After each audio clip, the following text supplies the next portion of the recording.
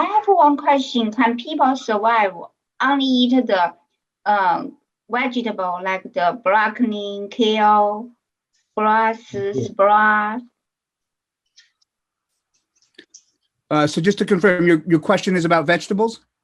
Yeah. If people can people survive very well only eat vegetable, green leaf vegetable and vegetable without any green?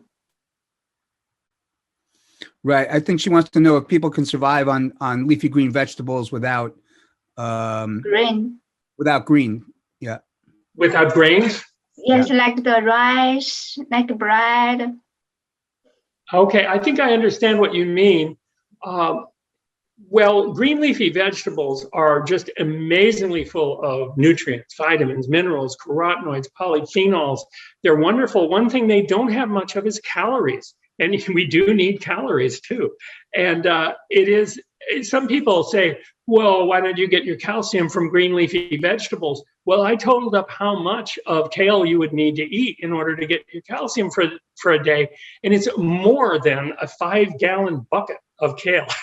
So I think that there's no way you can get enough calcium from green leafy vegetables. Got it. The vitamins and minerals are great, that they're also necessary essential fatty acids like alpha linolenic acid, the omega-3. And while green leafy vegetables have a tiny amount, it's not sufficient for us. So we're going to need to add some nuts and seeds to that for that type of nutrients. Vegetables also, while they're high in carotenoids, some of them be carotenes that can form vitamin A, they have very low vitamin E levels, close to 0. And there are other nutrients like that they don't have much of. So just one food group, it's pretty hard to stay healthy and alive. In my dietary analysis tool, I have a one food button, and you can choose, say kale, and push the one food button. It will simulate a diet where someone ate only kale, 2,000 calories a day, which is, as I said, over 5 gallons of the stuff. And you can see that you're not going to get enough of many nutrients and too much of others. If you really only ate 2,000 calories of kale, you get way too much protein. Isn't that funny? Thank you very much for your question. It's fascinating. Steve, thank you very much. And we have another question now, and this one's coming in from Gwendolyn. Gwendolyn, I'm unmuting you now. Hi, Gwendolyn. Once again, I'm speaking for Gwen. Thank you. As far as that RR alpha tocopherol, what type of, I don't know, do you know a name, brand, or anything? Because we were trying to look it up online, and I don't know, it's a little difficult because it keeps coming up as D-delta tocopherol. Right. Oh, yeah, it's difficult. All right. I know of only 2 manufacturers in the US who even make the stuff, and they don't sell to customers so much. I've gone to different manufacturing labs for my brain and body food and said, can you make it? And they say, no, we can't get that. We don't get real vitamin E because it costs vastly more than the other one. And let's face it, most vitamins are made for profit. So if you can find one that says RRR, alpha tocopherol, on it, then you know you have the right vitamin E. But is the quantity right? Because sometimes they'll be giving you 5 milligrams or something, and the minimum daily allowance is 15 milligrams, but that's absolutely for minimum health. That's established so your red blood cells don't explode from lack of vitamin E. We certainly need more for optimal health and to protect our brain, something in the order of 400 milligrams a day. So the brain and body food that I make, I get the real vitamin E. And if you can find it somewhere else, good luck. It's really hard to find. I don't know of a brand that sells it because of this cost problem. Thank you so much for that. And that's the questions we have for now. We might see another one come in.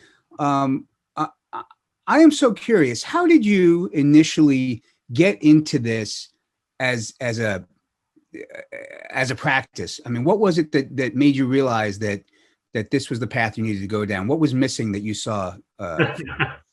Well, it all started actually in 1970 when I made a batch of chicken cacciatore soup.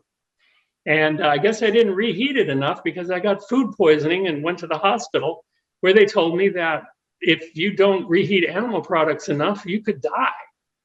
And at that point, I decided to become a vegetarian. So for 51 years, I've been plant-based. And during that time, I have explored, as you mentioned, my degrees, 2 doctorates, and I have a master's as well. And I've studied and studied and found out more about this. It is fascinating, isn't it? And also, I want to mention that what's missing in modern medicine, as far as I can see, is a look at what's causing the disease and how to prevent the disease with dietary and other lifestyle methods, rather than waiting for the disease to get really bad and then using drugs and surgery to try and save people, which is also a laudable goal. But wouldn't it be nice to start before people got the disease? And that's been my focus. I've also focused on the non-profitable aspects of medicine.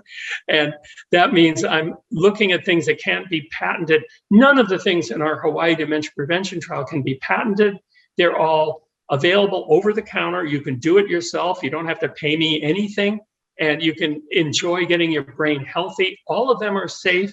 Many studies have proven that they're safe. I mentioned a couple of drug interactions.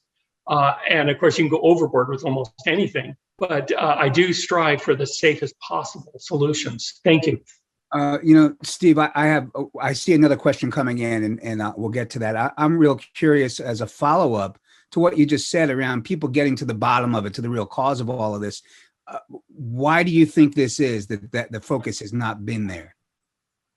Well, I don't really want to say that it might be related to a profit motive.